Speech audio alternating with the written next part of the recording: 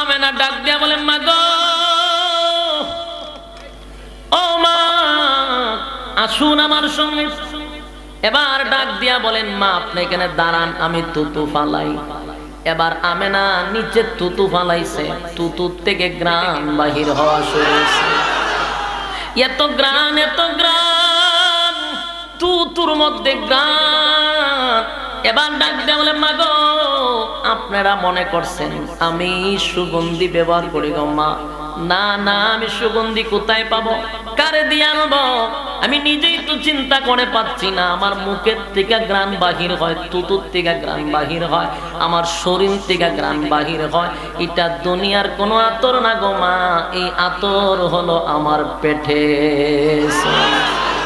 সুবহানাল্লাহ। এই গ্রান আমার পেটের ভিতর থেকে আসে গো মা।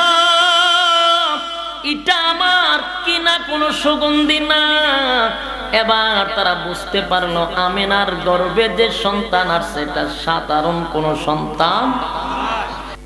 আম্মা জান আমেনা বলেন, আমার সন্তান পেটে আসার পর থেকে আমি এমন একটা জিনিস উপভোগ করতে লাগলাম যে কোন মানুষ যখন গর্ভবতী হয় তখন তার কষ্ট হয়, হাঁটতে কষ্ট হয়, খাইতে কষ্ট হয়, চলতে করতে কষ্ট হয়, কিন্তু আমার কোনো কষ্ট নাই। দুই নাম্বার হলো, আমি রাস্তা দিয়ে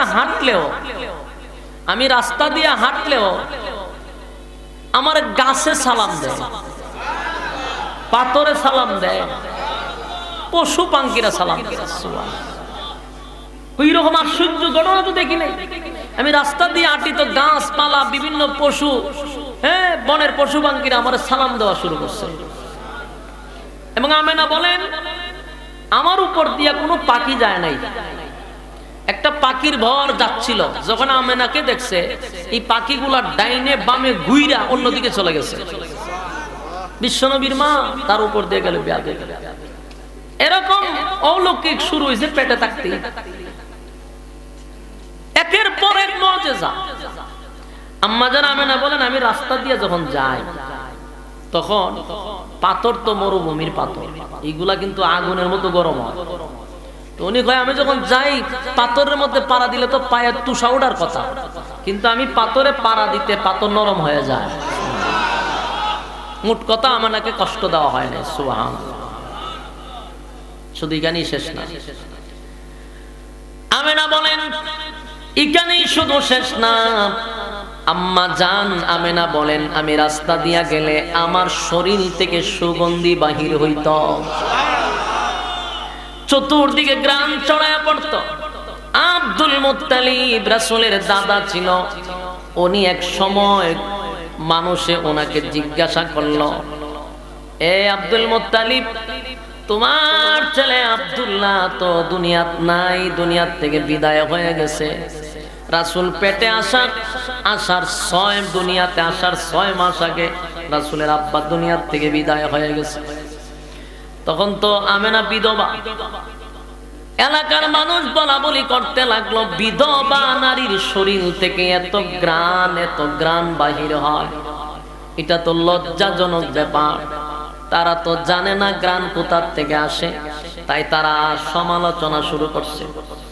মানুষ বিচার দেয় আব্দুল মুত্তালিবের কাছে, আব্দুল মুত্তালিব রে, তোর সন্তান দুনিয়ার থেকে বিদায় হইল, তোর বৌমা তো বিধবা। একটা বিধবা নারী তো এত গ্রান ইউজ করতে পারে না, সুগন্ধি ব্যবহার করতে পারে না, কিন্তু সে যেদিকে যায় চতুর্দিকে গ্রানে মুখরিত হয়। আব্দুল মুত্তালিব লজ্জায় কেমনে বউকে বলবে, ছেলের বউ কেমনে বলি, মাগো তুমি সুগন্ধি ব্যবহার কইরো না। আব্দুল মুত্তালিব কথা বলতে পারে না লজ্জায়। আব্দুল মুত্তালিব রাসূলের দাদির কাছে বললেন, এই শোনো, তোমার বউমারে তুমি বলবা সে তো বিধবা মহিলা হইয়া যে সুগন্ধি ব্যবহার করে। লজ্জায় তো আমার মাথা গেল। গোটা এলাকায় আমি হলাম সর্দার, আর আমার বেটার বউ যদি সুগন্ধি ব্যবহার করে বিধবা অবস্থায় রাস্তা দিয়া যায়, মানুষ বিভিন্ন ধরনের খারাপ মন্তব্য করে, আমার মাথা নত হয়ে যায়। তুমি তোমার বৌমাকে বলবা সে যেন সুগন্ধি ব্যবহার করে না, আমাদের ইজ্জত শেষ। এবার আব্দুল মুত্তালিবের স্ত্রী রাসূলের দাদি বলেন, প্রাণের স্বামী, হ্যাঁ আমি আপনার কাছে এই কথাটা বলতে চেয়েছিলাম। আমার বৌমা যখন বাথরুমের ভিতরে যায় গোসল করার জন্য, আমি পরে বাথরুমে ঢোকার পরে আমি সেখানে থাকতে পারি না, সুঘ্রাণে মুখরিত হয়ে যায়। এত ঘ্রাণ কোথার থেকে আসে আমি তো লজ্জায় বলি না, এত ঘ্রাণ, এত ঘ্রাণ, এত ঘ্রাণ। এবার লজ্জা শরম শেষ করে রাসূলের দাদি আমেনারে বললেন, মাগো একটা কথা বলবো, মনে কষ্ট নিবা না। ও মা, তোমার তো স্বামী নাই, বিধবা হয়ে গেছে, আমার সন্তান তো দুনিয়ার থেকে বিদায় হয়ে গেছে। বিধবা নারী যদি সাজুগুজু করে অথবা সুগন্ধি ব্যবহার করে, এলাকার মানুষ সমালোচনা করে, আর তোমার শ্বশুরের ইজ্জত চলে যায়, গোটা গ্রামে আলোচনা হয়, সমালোচনা হয়। বিধবা মহিলার শরীর থেকে এত ঘ্রাণ, এত ঘ্রাণ সুগন্ধি ছড়ায়া যায়। মাগো সাবধান, তুমি আর সুগন্ধি ব্যবহার করো না। আর এই সুগন্ধি তুমি কোথায় পাইলা? এমন মজার ঘ্রাণ তো আমার জিন্দেগিতে শুনি নাই। আমেনা ডাক দিয়া বলেন, মাগো ও মা, আসুন আমার সঙ্গে। এবার ডাক দিয়া বলেন, মা আপনি এখানে দাঁড়ান, আমি তুতু ফালাই। এবার আমেনা নিচে তুতু ফালাইছে, তুতুর থেকে ঘ্রাণ বাহির হওয়া শুরু হয়েছে। এত ঘ্রাণ, এত ঘ্রাণ, তুতুর মধ্যে ঘ্রাণ। এবার ডাক দিয়া বলেন, মাগো আপনারা মনে করছেন আমি সুগন্ধি ব্যবহার করি গো মা? না না, আমি সুগন্ধি কোথায় পাবো, কারে দিয়ে আনবো? আমি নিজেই তো চিন্তা করে পাচ্ছি না। আমার মুখের থেকে ঘ্রাণ বাহির হয়, তুতুর থেকে ঘ্রাণ বাহির হয়, আমার শরীর থেকে ঘ্রাণ বাহির হয়। এটা দুনিয়ার কোনো আতর না গো মা, এই আতর হলো আমার পেটে। সুবহানাল্লাহ, এই ঘ্রাণ আমার পেটের ভিতর থেকে আসে গো মা। এটা আমার কিনা কোনো সুগন্ধি না। এবার তারা বুঝতে পারলো আমেনার গর্ভে যে সন্তান আর সেটা সাধারণ কোন সন্তান। দেখেন শুরু হয়েছে পেটের ভিতর থেকে, মুজিজা শুরু হয়ে গেছে। কোন ছানি গেলে তো পুক হইলে কি ভিতরে ঢুকতেছে না চোখেদা ঢুকতেছে? হ্যাঁ, আস্তে আস্তে একজন, আপনারা যদি একজনে অবানে কম তাহলে এটা বোঝা যাবে বাজার হয়ে গেছে। একজন আমি কই, এখানে একটা লাইট বন্ধ করেন, কারণ এটা ছোট ছোট ফুল, কথাতে কইতেছে ভিতরে ঢুকছে কিনা আল্লাহ না জানে, কইতারি না তো। আর হলে মুখ বাইন্দা ওয়াজ করতে গেল, বাতিটা একটা অফ করে দেন। কই আসেনি লোক, আসেনি লোক, পাইতেন না ফোন দিয়ে আনতে। আচ্ছা যাক, চলো কথা একটু মনোযোগ দিয়ে শুনেন, সময় খুব কম। আল্লাহ রাব্বুল আলামিন রাসূলের দুনিয়াতে আসার আগে কিন্তু মুজিজা শুরু হয়ে গেছে। অলৌকিক ঘটনা, অলৌকিক ঘটনা। পেটের ভিতরেই সুগন্ধি শুরু হয়েছে। আল্লাহর পয়গম্বর পেটের ভিতরে, এখনো দুনিয়াতে আসে নাই, কিন্তু মুজিজা কোথা থেকে শুরু? পেটের থেকে শুরু। এই ঘ্রাণ কি উনি নিজে লাগাইছে না পেট থেকে বাহির হয়? এই গেল একটা মুজিজা। শুধু এখানে শেষ না, আল্লাহর পয়গম্বর দুনিয়াতে আসার আগে আম্মা জান আমেনা যখন কূপের থেকে পানি আনতে যায়, আগে আমাদের মতো টিউবওয়েল ছিল না, পুকুর ছিল না, আগে ছিল কূপ। এটা আপনারা কি তা কই? কুয়া, কুয়া। এটা কূপ কোন অথবা কুয়া, যে যারা বুঝেন। এই কুয়ার থেকে আগে মানুষ পানি তুলত, ওই পানি মানুষ খাইতো, ওই পানিতে মানুষ গোসল গোসল করতো। বিভিন্ন জায়গায় কূপ থাকে, সবার ঘরে ঘরে আবার কূপ ছিল না। এই কয়েকটা আড়ি নিয়ে একটা কুয়া ছিল, তো পানি নেওয়ার জন্য মানুষ সিরিয়াল ধরতো। আর ওই যে আপনার বালতির মধ্যে লাগাইয়া নিচ দিয়ে পানি তুলতো, এটি দেখছেন না আপনারা? এখনকার জেনারেশন, এখনের ভোলা পানি তো জীবনে কেউ দেখতো না, কইতে পারে। আমরা যাবার বয়স বেশি হয়েছে এমন না। আমার বয়সে ধরেন আমার বয়স 30, কিন্তু আমি ছোটবেলা দেখছি এরকম নিজের হাতে। ছোটবেলা বহু জায়গায় এরকম খুব দেখছি, আগে বালতি দিয়া রশির মধ্যে লাগায় টাইনা তুলতো। তো এখনকার গোলা বানি তা কইতো এরা মনে হয় বইতে মনে ইতিহাসে পাইছে, ঠিক না? তো কূপের থেকে পানি তোলার জন্য সিরিয়াল লাগে। তো অনেক আমেনার অনেক বান্ধবী ছিল, তারা কূপে যাইতো পানি আনতে। তো পানি আনতে গেলে কি আশ্চর্য মজা, পানি কিন্তু অনেক নিচে, তো বালতি দিয়ে রশি বালা টাইনা টাইনা তুলে, এটা একটা কষ্ট আছে। কিন্তু আমেনা তো গর্ভবতী, এখন এই গর্ভ অবস্থায় তো বেশি ভারী জিনিস এমনি নিষেধ, এখন এই বালতি দিয়ে পানি তুললে তো ক্ষতি হবে।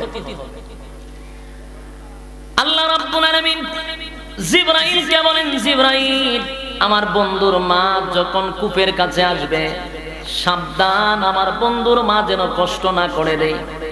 সব মানুষ যখন পানি নিয়ে চলে যায়, আমেনা যখন কূপের কাছে যায়, কূপের নিচের পানি সব কূপের উপরে চলে আসে। কূপের উপরে পানি চলে আসে, আমেনার আর বালতি ফালাইয়া পানি আনতে হয় না। এই যে অবস্থা, তার বান্ধবীরা একদিন দেখার পরে বলেন, আমেনা তুই যাইস না, তুই দাঁড়ায়া থাক, তুই যতক্ষণ দাঁড়ায়া থাকস পানি নিচে যায় না। সুবহানাল্লাহ। আমেনা গো, তোরে দাঁড় করাইয়া আমরা পানি নিব কূপ থেকে। এবার কূপ থেকে পানি তুলতেছে, আমেনা চলে গেলেই পানি নিচে চলে যায়। সুবহানাল্লাহ। এরকম অসংখ্য অগণিত মুজিজা।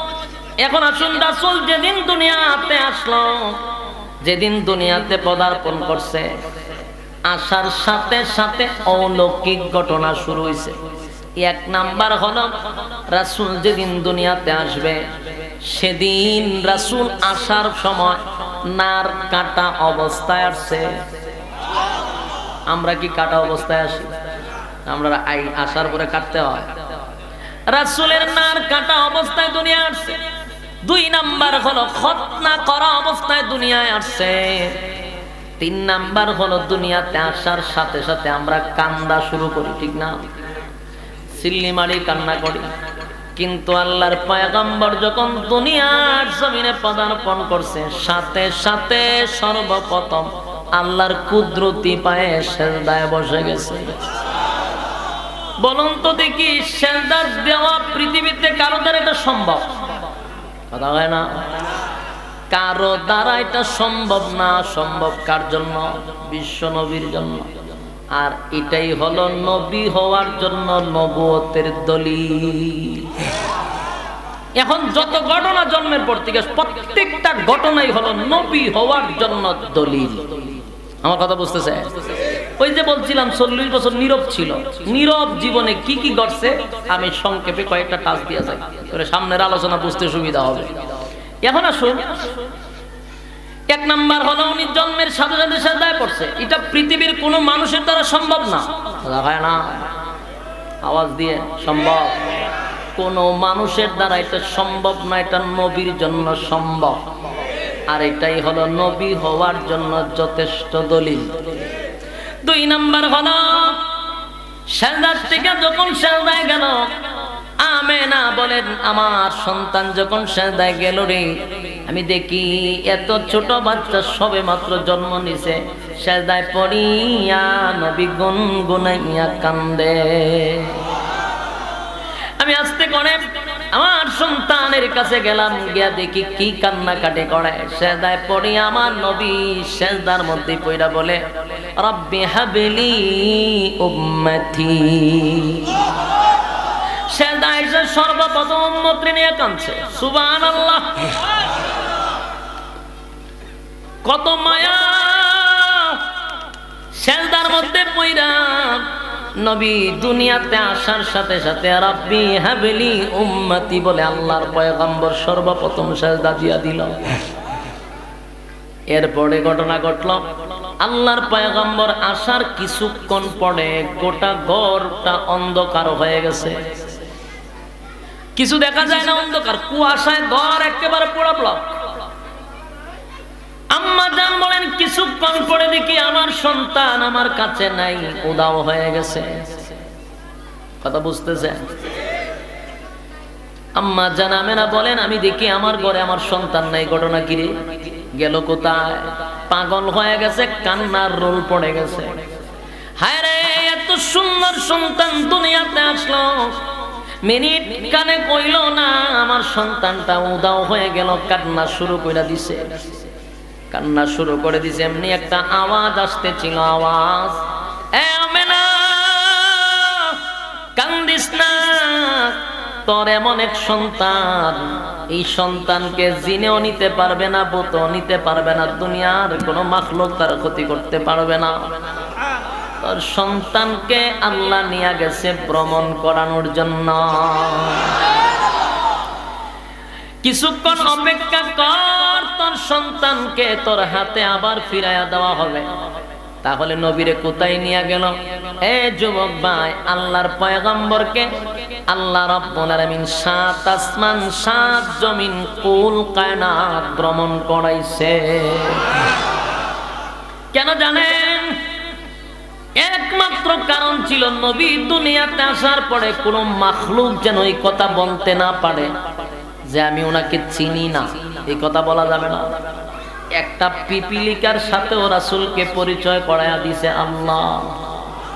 সাগরের তলদেশের মাছগুলিকে আল্লাহর রাসূলের সাথে পরিচয় করায়া দিছে। 7 আসমানের উপরের ফেরেশতার সাথে রাসূলকে পরিচয় করাইছে। কুল কায়নাতের সমস্ত মাখলুকাতের সাথে আমার নবীরে পরিচয় করাইছে। কোন একটা মাখলুক যেন এই কথা বলতে না পারে যে আমরা ওনাকে চিনি না, এমন কেউ নাই। তাই আল্লাহ কুল কায়নাত ভ্রমণ করাইয়া ফেরেশতা জিবরাইলকে বলেন, জিবরাইল রে, আমার বন্ধুর ভিতরে কিছু গুণ ঢুকায়া দে। গুণ মানে ভালো কিছু জিনিস ঢুকায়া দে। এর মধ্যে সমস্ত পয়গম্বর না, একেবারে একটা পিপিলিকার থেকে সহ সমস্ত সৃষ্টি জগতের যত মাখলুকাত আছে, আমার ফেরেশতা কোন যত কিছু আমি বানাইছি, সব কিছুর ভালো ভালো গুণটা আমার নবীর সিনার ভিতরে ঢুকায়া দেয়। সব কিছুর গুণ, সব কিছুর ভালো ভালো জিনিস রাসূলের ভিতরে ঢুকায়া দেয়। সমস্ত পয়গম্বরদের গুণ আল্লাহর রাসূলের ভিতরে, সমস্ত মাখলুকাতের গুণ রাসূলের ভিতরে আল্লাহ ঢুকাইয়া আবার আমেনার কাছে ফিরাইয়া দিছে। যুবক ভাইরা আমার, এখানে গেল, বলুন তো দেখি, গোটা পৃথিবী ভ্রমণ করার জন্মের সাথে সাথে পৃথিবীর কারো দ্বারা সম্ভব? কথা কয় না, সম্ভব না। তাহলে নবীর দ্বারা সম্ভব। এই সম্ভব কাজটাই হলো নবী হওয়ার জন্য দলিল। উনি যে নবী হবেন এটা একটা দলিল। গেল এটা। 3 নাম্বার কথা হলো, আল্লাহর পয়গম্বরকে দেখার জন্য দাদা আব্দুল মুত্তালিব পাগল হয়ে গেছে, তার চাচারা পাগল হয়ে গেছে। আবু লাহাব রাসূলের বিরোধিতা করত, সেই আবু লাহাব রাসূলের জন্মের পরে গোলাম আজাদ করে দিয়েছে। সুবহানাল্লাহ। সবাই খুশি।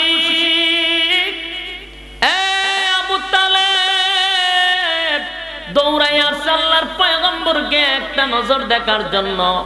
যেই মাত্র আমেনা কাপড় পরাইয়া রাসূলকে যখন বাহিরে রাখলেন, গড়ের বাহিরে রাখলেন সবাই দেখার জন্য, যে দেখে সে ওই অবাক হয়ে যায়। জীবনে এত সুন্দর বাচ্চা জিন্দেগিতে কোনোদিন দেখি নাই। যে দেখে ওই আশ্চর্য হয়, এত সুন্দর। সবাই যখন চলে যায়, আবু তালেব আসছে দেখার জন্য। আবু তালেব নবীর দিকে তাকাইয়া রইল। আবু তালেব একবার চন্দ্রের দিকে তাকায়, আরেকবার নবীর দিকে তাকায়। চন্দ্র সুন্দর না আমার ভাতিজা সুন্দর? বারবার যখন চন্দ্রের দিকে তাকায়, হঠাৎ করে আবু তালেব তাকায় দেখে চন্দ্র জাগাত নাই। সুবহানাল্লাহ আছে? আপনারা মৌসিক সুবহানাল্লাহ আছে তো? থাকলে এটি বন্যা গেলে উপরের দিকে তাকায় দেখে চন্দ্র নাই। আরো ভয় লাগলো, কিরে এখন না দেখলাম চন্দ্র, তাকায়া দেখে চন্দ্র উপরে না, আস্তে আস্তে খালি নিচে নামে। আবু তালেবের দৃশ্য দেখার পরে চিৎকার মারবে, কিন্তু জবান দিয়া আওয়াজ আসে না। আবু তালেব জাগাত হ্যাং হয়ে গেছে, দেখবেন মাঝে মধ্যে সেট হ্যাং হয়, মোবাইল লড়েও না, সরেও না, টিভাইলও লড়ে না, টিকুনি হ্যাং হয়ে গেছে। উপরের দিকে তাকায়া দেখে চন্দ্র খালি নিচের দিকে নামে, নিচের দিকে নামে। আবু তালেব ভাবছে মনে হয় রে চন্দ্রটা ছুটে পড়ে যাবে, আমার বাতিজাও দুনিয়ার থেকে বিদায় হবে। এই ভয়ে উনি তরতর করে কাঁপতেছিল, আটু শরীর কাঁপা শুরু করছে। হায় রে চন্দ্র দিন নিচের দিকে নামে, আশ্চর্য হইয়া চিৎকার দিবে, কারে বলবে, ওনার তো আওয়াজই বাহির হচ্ছে না। একটা পর্যায়ে উনি তাকায়া দেখে চন্দ্র জাগা মতে এসে দাঁড়ায় গেছে, খুব কাছাকাছি। আবু তালেব বলেন আমি ইচ্ছা করলে হাত দিয়ে ধরতে পারতাম, এত কাছে চন্দ্র আসছে, আয়েশা দাঁড়ায় আছে। আমি চিন্তা করলাম এটা কি পইরা যায় নাকি, কিন্তু কতক্ষণ পরে দেখি চন্দ্র খালি লড়াচড়া করে। সুবহানাল্লাহ। আরে চন্দ্র যখন লড়ে, আমি আবু তালেব ভয়ে তরতর করে কাঁপতেছি, এই মনে হয় জমিনে পড়ে যাবে গো। চন্দ্র কেন নড়ে, চন্দ্র কেন নড়ে, একবার ডাইনে যায়, একবার বামে যায়, সামনে যায়, একবার পিছনে যায়, ঘটনা কি? হঠাৎ করে আমি তাকায়া দেখি, আরে চন্দ্র নিজে নিজে লড়ে না, নিজে নিজে চন্দ্র লড়ে না গো। আমি তাকায়া দেখি আমার বাতিজার চেহারা মুবারক ডাইনে যায়, চন্দ্র ডাইনে যায়। আমার বাতিজার চেহারা বামে যায়, চন্দ্র বামে যায়। বাতিজা যখন পিছনে তাকায়, চন্দ্র পিছনে যায়। এমন ঘটনা দেখে আমি অবাক হয়ে গেলাম। কারে বলবো, কারে বলবো, কারে ডাক দে, কারে বলি। হায় রে এমন আশ্চর্যজনক ঘটনা জিন্দেগিতে দেখি নাই।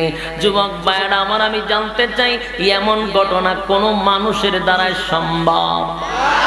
কোন মানুষের দ্বারা সম্ভব না, নবীর দ্বারাই সম্ভব ছিল। কেন বলে, নবী হওয়ার জন্য এটা একটা যথেষ্ট দলিল। জোরে কোন ঠিক? উনি যে নবী হবে এটাও একটা দলিল। এমন অসংখ্য ঘটনা। এবার আসুন, নবী যখন বালক হয়ে গেল, 12-11 বছর হয়ে গেল, আল্লাহর পয়গম্বর যদি প্রচন্ড রুদ্র দিয়া রাস্তা দিয়া হাঁটতো, নবীর শরীরে রুদ্র লাগতো না। অনেক মানুষ উপরের দিকে তাকায়া দেখতো, নবী যেই দিকে যায় আকাশের মেঘমালা নবীর ছায়া দান করে। এই শুরু হইল এইভাবে অসংখ্য অগণিত মুজিজা, মুজিজা। মানুষ বলুন তো দেখি, আমাদের দ্বারা পৃথিবীর কারো দ্বারা এই দৃশ্য সম্ভব? আমরা হাঁটলে কি আমাদের উপর দিয়ে মেঘমালা যায়? তাহলে পৃথিবীর কারো পক্ষে সম্ভব না, নবীর জন্য আল্লাহ সম্ভব করে দিল। সম্ভব কেন করলো? এটা নবী হওয়ার জন্য দলিল। অসংখ্য ঘটনা। আসুন এইদিকে বলতে গেলে আলোচনা এখানে শেষ হবে, তাহলে মূল বিষয় বুঝবেন না। এইভাবে দলিল। আল্লাহর নবী তখন তাদেরকে বলল, তোমরা বলছো আমি নবী কেমনে হইছি? আমার 40 বছরের দিকে তাকায়া দেখো, আমি ঠিক নবী এমনি হইছি। তোমরা হোক কেমনে হইছি, আর আমি বলছি ঠিক এমনে হইছি। 40 বছরের নীরব জীবন তালাশ করা, তখন সবাই বলতে বাধ্য ওনার জন্মই হয়েছে অলৌকিক। যত ঘটনা আমরা দেখলাম সব অলৌকিক, নবী হওয়ার যোগ্য। মনে মনে ভাবতেছে কিন্তু প্রকাশ করে না। যতগুলো বেঈমান ছিল সবাই মনে মনে কয় যে কথা ঠিক, নবী হওয়ার যতগুলো কোয়ালিটি দরকার, যত যোগ্যতা দরকার সব ওনার ভিতরে আছে, কিন্তু সমাজের মধ্যে মানতে রাজি না। কথা বুঝতেছেন? এর কারণ হলো তখনকার শীর্ষ নেতা ছিল সুপার পাওয়ার আবু জাহেল, তার নেতৃত্বে আবু লাহাব, তার নেতৃত্বে ছিল আরো বড় বড় লিডার। এরা যে অপকর্ম করত, অপকর্ম যে করতো এটা এরাও জানতো। রাসূল যে সৎ কাজের আদেশ করত, অসৎ কাজের নিষেধ করতো, এটা এরাও বুঝতো। বুঝার পর এরা চিন্তা করত, মুহাম্মদ যেই দাওয়াত দিচ্ছে আমাদেরকে, এই দাওয়াত যদি আমরা মেনে নেই, সমাজে খুন খারাপি হবে না, সমাজে জেনা ব্যভিচার হবে না, সমাজে টেন্ডারবাজি সাদাবাজি হবে না। কিন্তু মেনে নিলাম, মেনে নিলে তো আমার ব্যবসার মধ্যে লালবাতি জ্বলবে। কথা বুঝতেছে? আবু জাহেল চিন্তা করে, মুহাম্মদের আইন মানলে সমাজ সুন্দর চলবে, জেনা ব্যভিচার উঠে যাবে, খুন খারাপি উঠে যাবে, দর্শন হামলা মামলা উঠে যাবে, দুর্নীতি কমে যাবে, কিন্তু আমার ব্যবসায় লালবাতি জ্বলবে। ঠিক না? যেমন মদের ব্যবসা যারা করে মদ যারা বিক্রি করে, মদ আমরা এটা জানি হারাম, মদ বিক্রি করাটাও তো হারাম। এখন আমাদের 96% বাংলাদেশে, যেখানে মুসলমান 96%, সেই দেশে প্রধানমন্ত্রী মদ বিক্রি করার লাইসেন্স দিয়ে দিছে। কথা বুঝতেছে? এখন লাইসেন্স দিয়ে দিল, কতগুলো যুক্তি দিছে। 21 বছরের পর থেকে মদ খাইতে পারবেন, আহা, যেটা কল্পনাও করি নাই বাংলাদেশেই আইন হবে। 2 নম্বর, ওখানেই লাইসেন্স দেওয়া হবে যেখানে 100 জন মদকুর থাকবে। কথা বুঝতেছে? খালি নাউজুবিল্লাহ কোন আর তাসবিহ তাতলে সুবহানাল্লাহ সুবহানাল্লাহ পড়েন, ইসলাম কায়েম হয়ে গেছে। এখন যদি উলামায়ে কেরাম মাঠে ময়দানে লাইমে আমরা ফতোয়া দেই এগুলো হারাম হারাম, বিক্রি করা যাবে না, আন্দোলন করি, যাদের বিরুদ্ধে আন্দোলন করতেছি এরাও জানে মদ হারাম, এরাও মুসলমানের ঘরে, ঠিক না? এরাও মনে মনে কয় হুজুররা যা কইতেছে ভালো কইতেছে, কিন্তু ভালো কইলো এই আন্দোলন করতে দিব না। কথা কন, আন্দোলন করতে দিব না। কেন? দিলে আমার ব্যবসায় লাল বাতি জ্বলবে। আমার কথাটা বুঝতেছে? ঠিক তেমনি ভাবে আবু জাহেল বলতো রাসূল যা বলে সব ঠিকই বলে, ঠিক বললেও এই কাজ বাস্তবায়ন করতে দিব না, দিলে আমার ব্যবসায় লাল বাতি জ্বলবে। সিস্টেমে তখনকার আবু জাহেল আর এখনকার আবু জাহেলের মধ্যে কোনো পার্থক্য নাই। সম্মানিত সুধী, তাহলে আসুন, আবু জাহেল সব জানতো, জানার পরেও রাসূলের বিরোধিতা করত নিজের ব্যবসাকে জমজমাট করার জন্য। তা আল্লাহ রাসূল বলেন আমি পয়গম্বর, আমি রাসূল। কয় নবী হইলা কেমনে? তো রাসূল বর্ণনা দেওয়া শুরু করলো। এখন মনে মনে কয় ঠিকই বলছে, নবী হওয়ার যোগ্য, নবী হওয়ার যোগ্য, কিন্তু মানতে পারবো না। কথা বুঝতে চাই? এখন মানবে না ভালো কথা, কিন্তু মানুষ না মানুষ আমার বিরোধিতা শুরু করে দিছে, সমালোচনা শুরু করে দিছে। চিন্তা করছে যদি আমরা মানলাম না, কিন্তু ব্যাপক আকারে যদি মুহাম্মাদের এই দাওয়াতের প্রচার চলে আর সমগ্র মানুষ যদি ওনার আন্ডারে চলে যায়, তা আমি বিরোধিতা কইরো তো বিপদে, কারণ আমার তো ব্যবসা চলবে না। মানুষ থাকলে আমার ব্যবসা হইতো। কথা হয় না? বিরোধিতা করব, কিন্তু দেখা গেল যদি দেখা যায় মুহাম্মাদের না থামাই, তাহলে তো তার দলে লোক গেল, তো আমার দলে লোক নাই, তো ব্যবসা করবো কারে দিয়া? তাই তারা পরিকল্পনা করলো আমরা তো মানবই না, কাউরে মানতেও দিব না। কথা বুঝতেছেন? বেশি ভাঙ্গিয়া কোন যেত না, বুঝা নিবে। সচেতন যারা ওয়াজ বুঝে, আর কেউ আছে বুঝুক আর না বুঝুক সিল্লি মেরে বয়ে থাকে, আগে বুঝতে হবে। সম্মানিত সুধী, কাউকে আমি নিজেও মানব না, কাউকে মানতেও দিব না। সংখ্যা যদি বেশি হয় ব্যবসায় লস হবে। তাই কালেমার দাওয়াত নিজেও গ্রহণ করব না, কাউরে গ্রহণ করতেও দিব না। শুরু করলো রাসূলের বিরোধিতা। বিরোধিতা পরে হইছে, আগে হইছে আলোচনা, এরপরে সমালোচনা, এরপরে বিরোধিতা, এরপরে মানসিক নির্যাতন, এরপরে শারীরিক নির্যাতন। সম্মানিত সুধী, সৎ কাজে যারাই আদেশ করবে, অসৎ কাজে যারা নিষেধ করবে, এদের শত্রু হবে না, এটা ভুল কথা বলে। আপনাকে ঘায়েল করার জন্য, দুর্বল করার জন্য সর্বপ্রথম আপনার ব্যাপারে অপবাদ দেওয়া হবে, মিথ্যা তহমত দেওয়া হবে। কেন? আপনার বক্তবিন্দর একটা বিশাল প্ল্যাটফর্ম আছে, সেই প্ল্যাটফর্মটাকে ধ্বংস করার জন্য, মানুষের মন থেকে আপনার ভালোবাসাকে বিচ্ছিন্ন করার জন্য আপনার নামে দেওয়া হবে সাজানো বিভিন্ন অপবাদ। তখন পাবলিক বলবে কিছু না হইল তার রটে না, কিছু হয়েছে। কিছু হইতে হইতে 100টা মিথ্যা কথা যদি কেউ বলে সকালবেলা, এটা সন্ধ্যা হইবার আগে সত্য হয়ে যায়। মিথ্যা কথাটাই কি হয়? পরে সত্য হয়।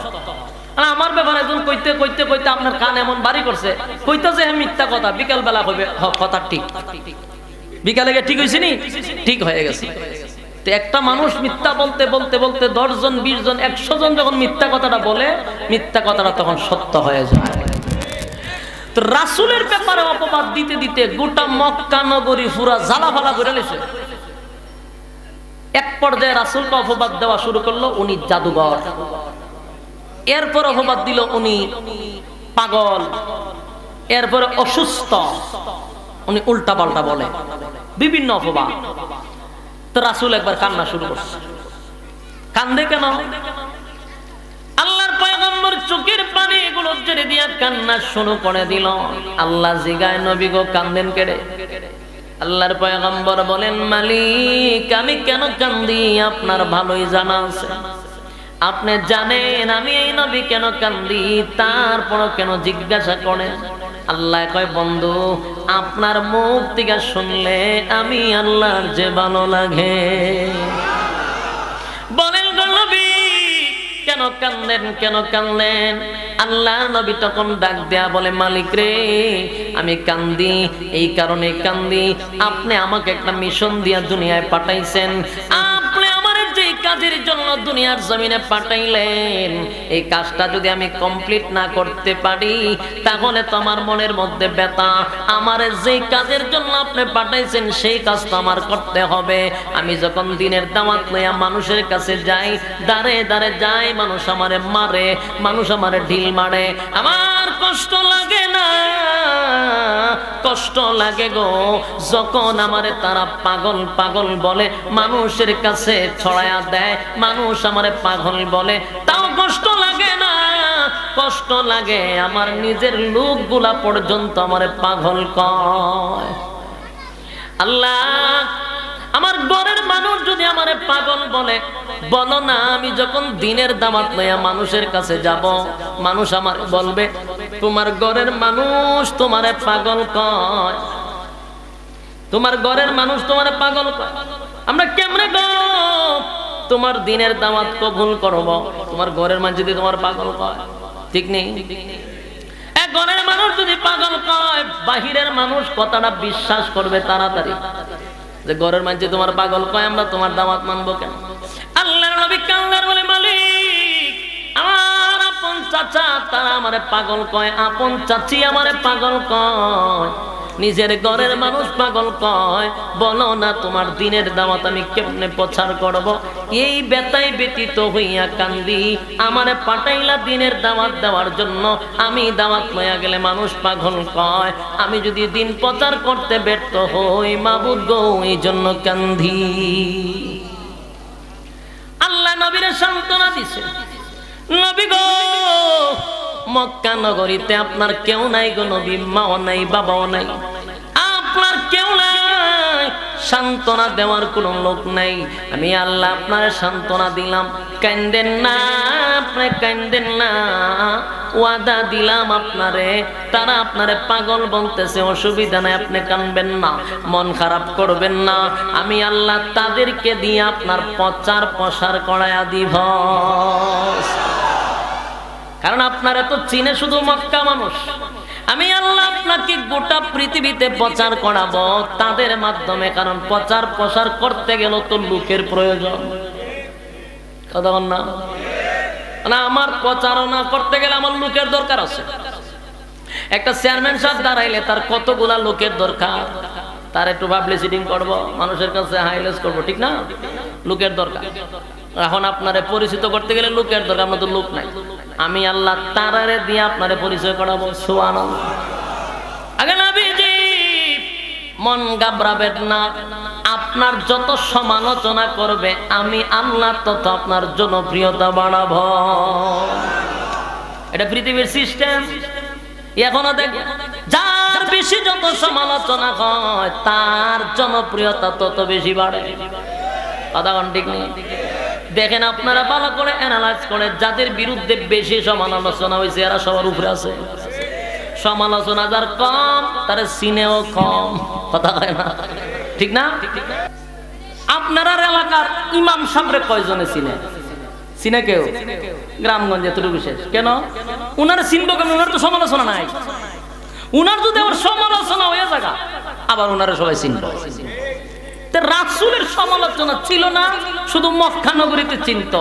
যখন সমালোচনা শুরু হইলো কিভাবে, বিদেশ থেকে মানুষ আসতো হজ করার জন্য, তোয়াফ করাটা এটা বহু আগ থেকে ছিল, খানায়ে কাবা।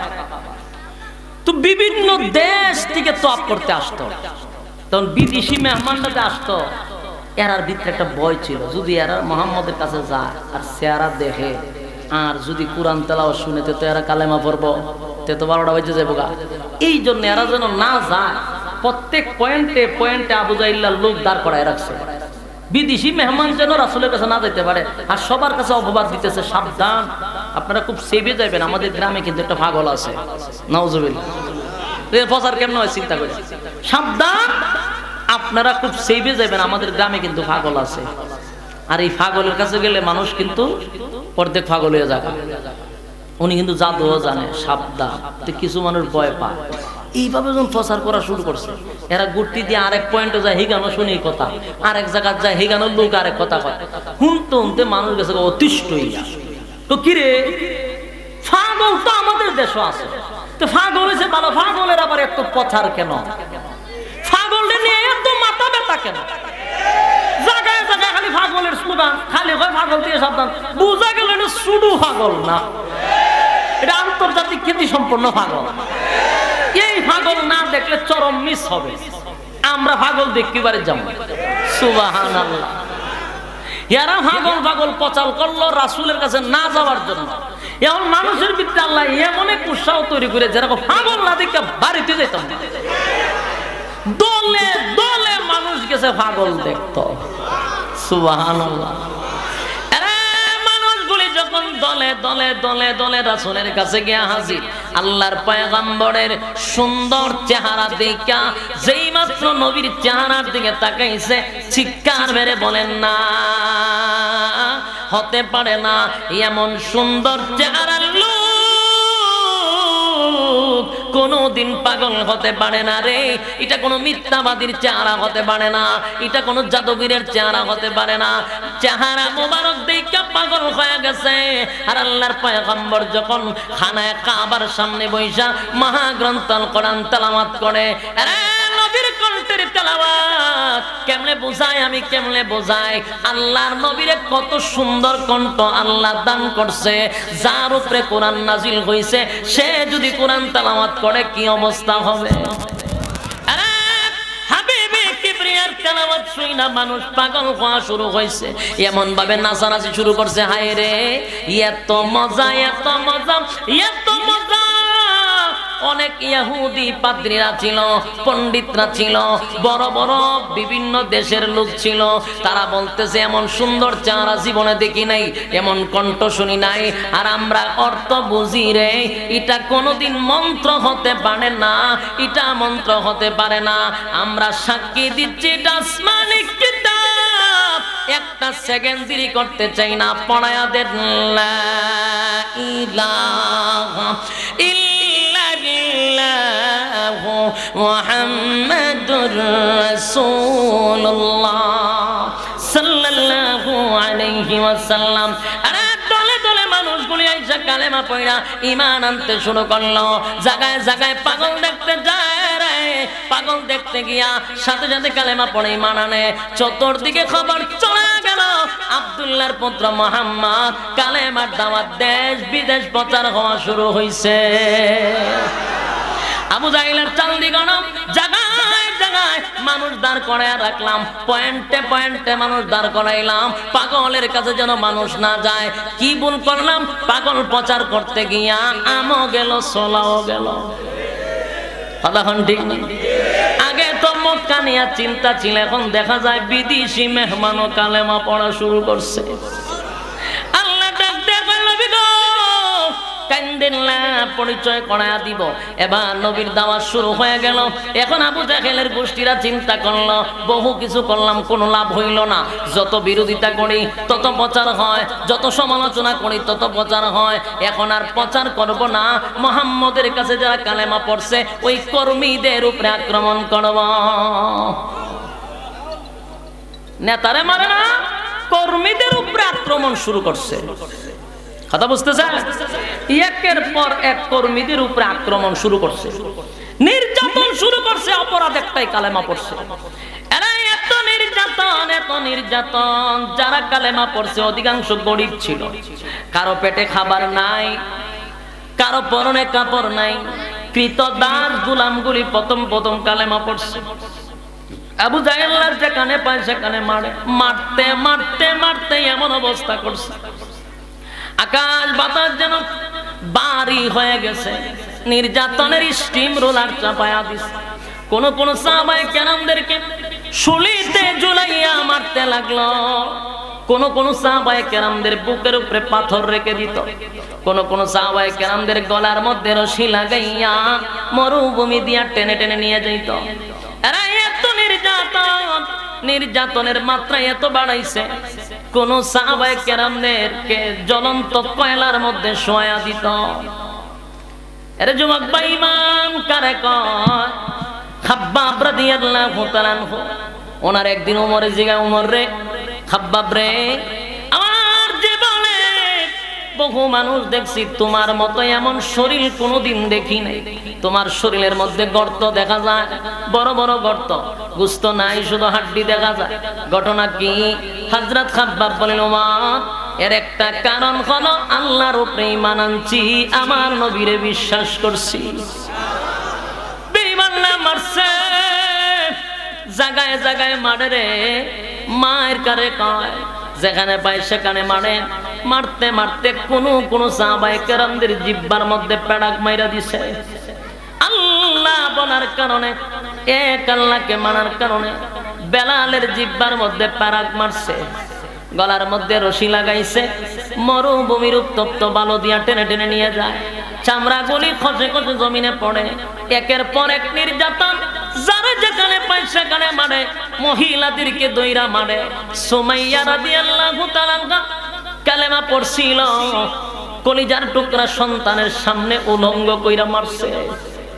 যুবক সন্তানের সামনে আম্মার রাদিয়াল্লাহু তাআলা, ওনার মা হলেন সুমাইয়া রাদিয়াল্লাহু তাআলা।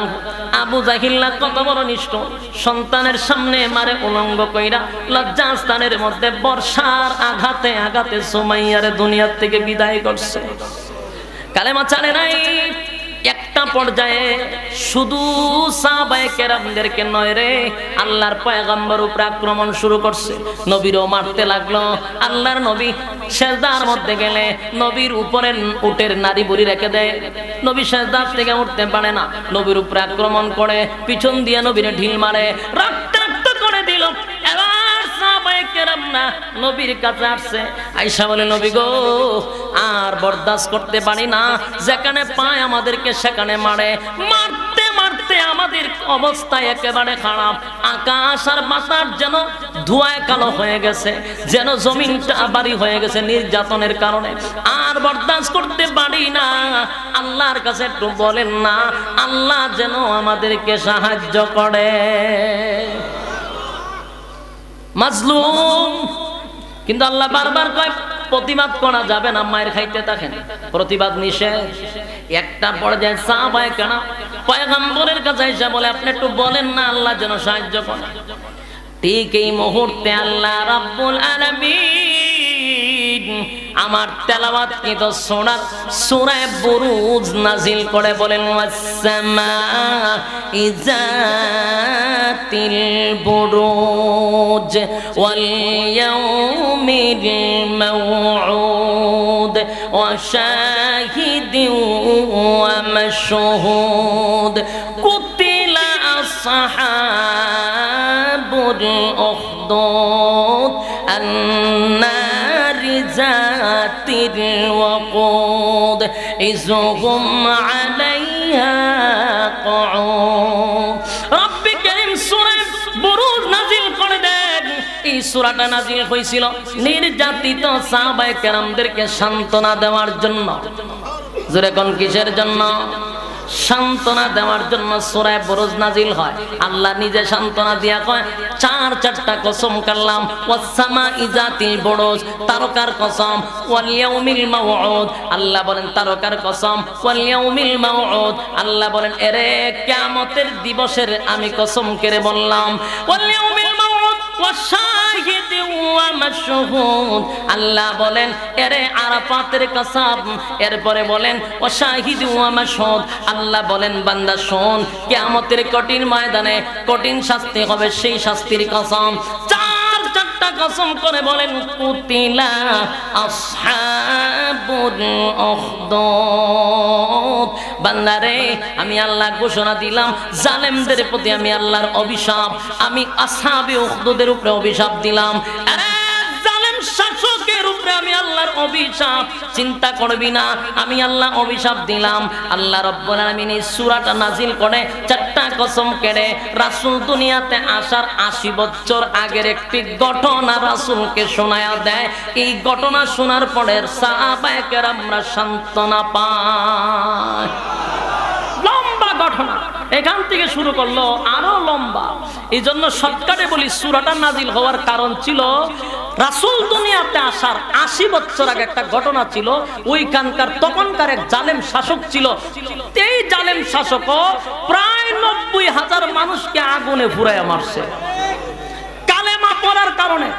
তখন এই ঘটনাটা রাসূলের কাছে আল্লাহ বর্ণনা করে কইল, যুগে যুগে ঈমানের পরীক্ষায় আগুনে জ্বলতে হবে, যুগে যুগে ঈমানের পরীক্ষায় তোমাকে উত্তীর্ণ হতে হবে, তোমার উপরে হামলা হবে, মামলা হবে, নির্যাতন হবে, কণ্ঠ নিস্তব্ধ করা হবে, ঈমান ছাড়া যাবে না।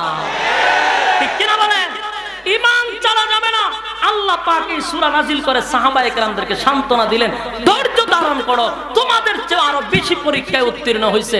সুতরাং আমি আল্লাহ সান্ত্বনা দিলাম, যারা তোমাদের উপরে নির্যাতন করতেছে তাদের উপরে আমি আল্লাহর